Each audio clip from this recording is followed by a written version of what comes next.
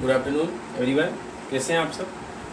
उम्मीद करते हैं कि आपको इंट्रोडक्शन ऑफ साइंस की वीडियोस मिली होंगी। और उसमें हमने क्या डिस्कस किया था, हमने बात ये की थी कि साइंस क्या होता है। साइंस क्या होता था, साइंस का एक क्या था, एक वर्ड था जिसका मतलब था जानना। और किस तरह से जानना? सिस्टमैटिक स्टडी करना, यानी सुव्यवस्थित सुसंगठित क्रमबद्ध तरीके से जानना ही क्या कहला रहा था? विज्ञान।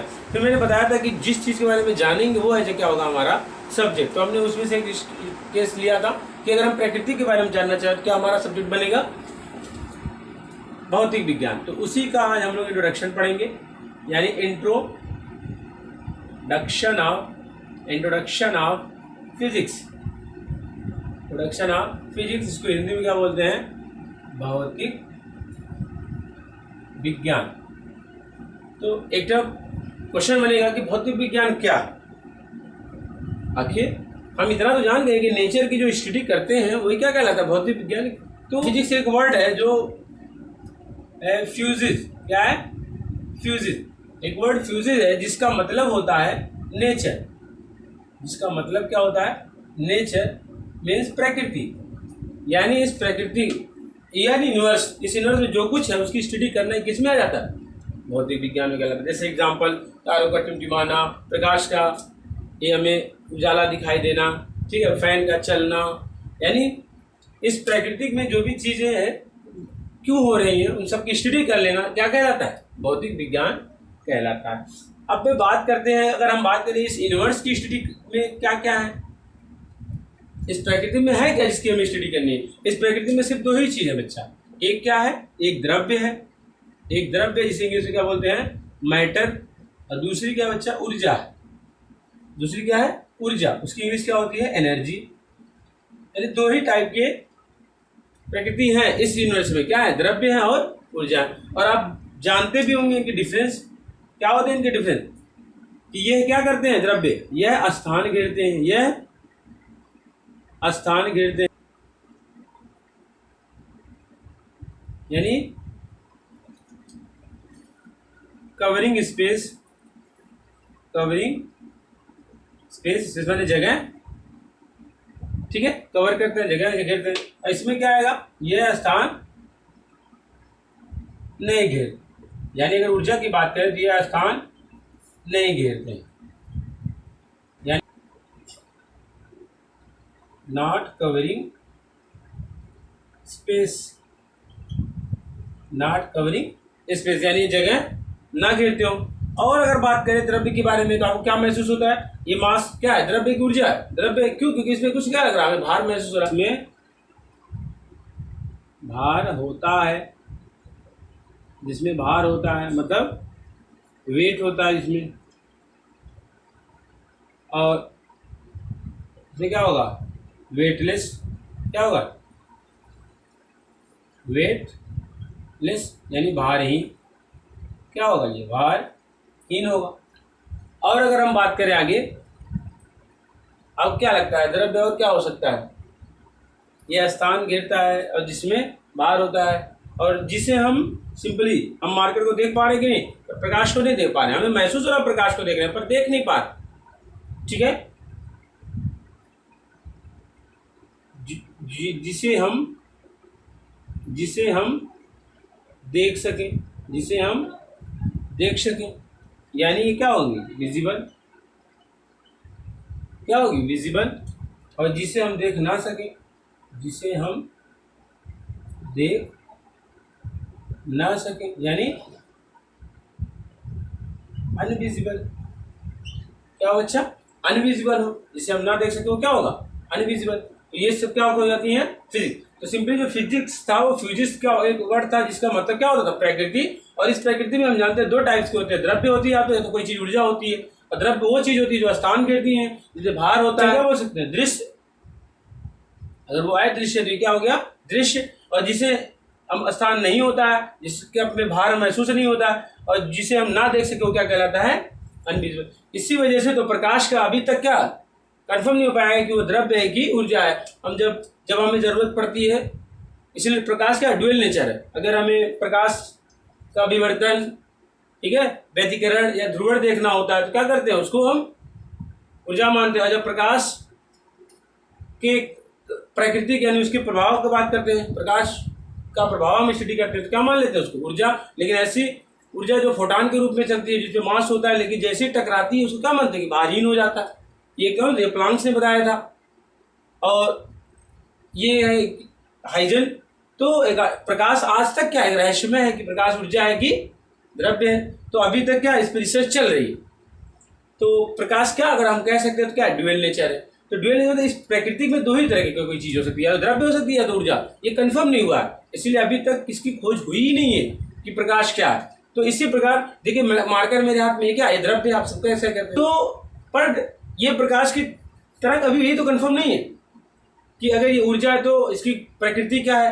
तो कुछ पढ़ने के लिए हम कुछ प्लांट्स यूज करते हैं, किसी प्लांट साइंटिस्ट को कुछ उनके गुण पढ़ने के लिए। और बाकी अगर हमें व्यतिकरण, विवर्तन, ध्रुवण पढ़ना होता है तो हम क्या मान लेते हैं, प्रकाश को तरंग मान लेते हैं। तो अभी तक उसकी खोज नहीं हो पाई। लेकिन सिंपली अगर हम बात करें, इस यूनिवर्स में दो ही चीज होता है, एक द्रव्य होता है, एक ऊर्जा होता है। द्रव्य में जो स्थान गिरता है, जिसे भार होता है और जिसे हम देख सकें यानी विजिबल हो, जैसे हमारे लिए मार्कर। ठीक है। अगर और बात करें कि ये जो फिजिक्स है, ये जो फिजिक्स हम कितने लेवल में इसकी स्टडी करते हैं, 2 लेवल्स में स्टडी करते हैं। एक होता है बच्चा मैक्रो लेवल, एक होता है माइक्रो लेवल और एक होता है माइक्रो लेवल। माइक्रो लेवल में इसकी स्टडी करते हैं, माइक्रो लेवल में स्टडी करते हैं और एक माइक्रो लेवल में स्टडी करते हैं।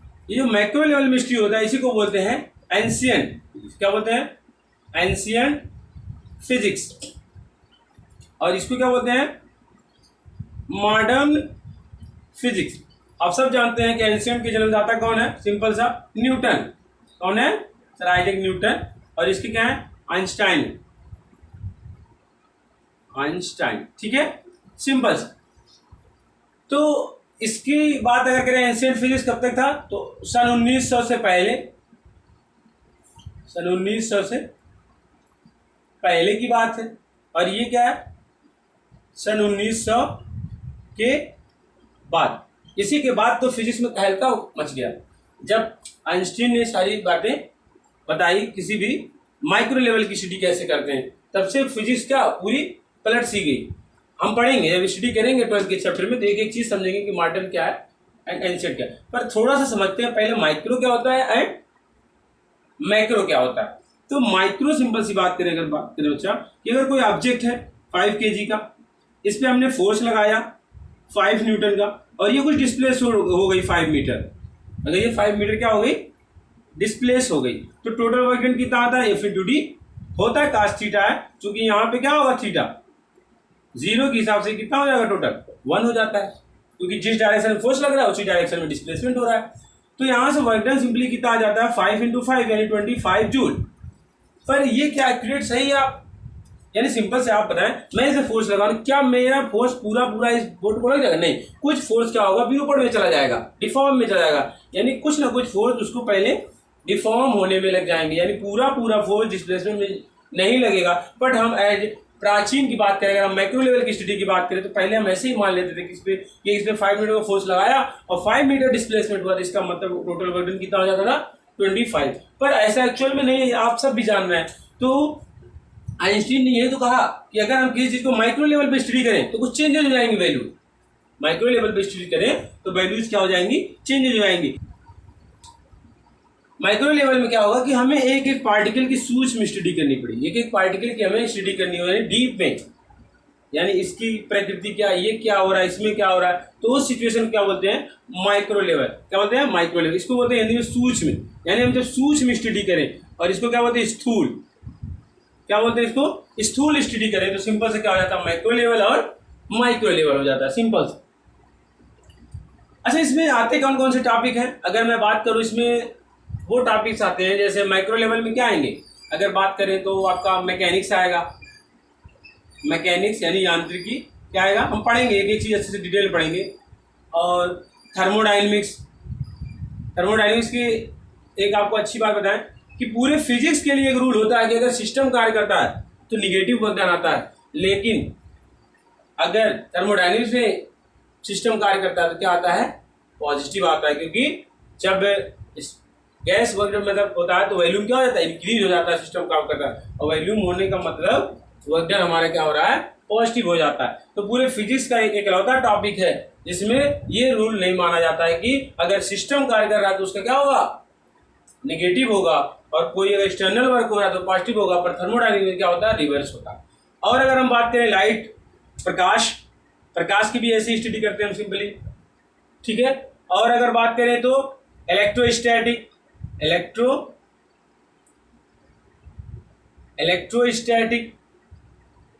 स्थिर वैद्युतिकी यानी क्या, प्रकाश, ठीक है। तो इन सारे टॉपिकों ऐसे ये नहीं चार कह, और भी है। और मॉडर्न यानी माइक्रो में क्या क्या स्टडी की जाती है, जैसे न्यूक्लियर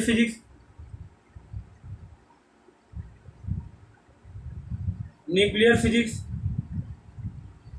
इसी से तो हमें अस्त्र शस्त्र का पता चला।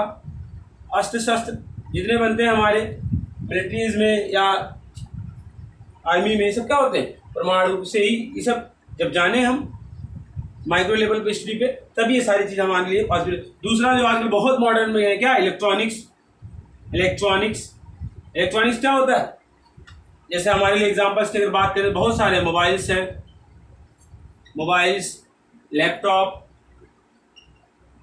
लैपटॉप और क्या है, एलईडी, जो आप सामने अगर एलईडी 5-6 बल्ब जला लो तो पहले के 10 रुपए के बल्ब के बराबर हो जाते थे, क्योंकि उससे हीट भी निकलती थी और इलेक्ट्रिसिटी भी ज़्यादा खाती थी। अब 7 वाट में बहुत अच्छी खासी लाइट मिल जाती है हमें।